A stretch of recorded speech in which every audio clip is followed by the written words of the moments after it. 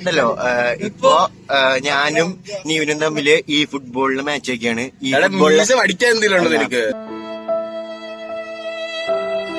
ഈ football match വെച്ചാൽ ഇത് കണ്ടിട്ട് നിങ്ങൾക്ക് എന്താ പറഞ്ഞത്? ഇത് മീശയല്ല, ഈ രോമം.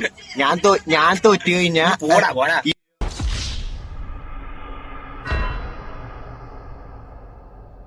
ഈ രോമം ഞാൻ പഠിക്കും. ഇവൻ തോറ്റു കഴിഞ്ഞാൽ ഇവൻ മീശ പഠിക്കണം. അതാണ് ചാലഞ്ച്.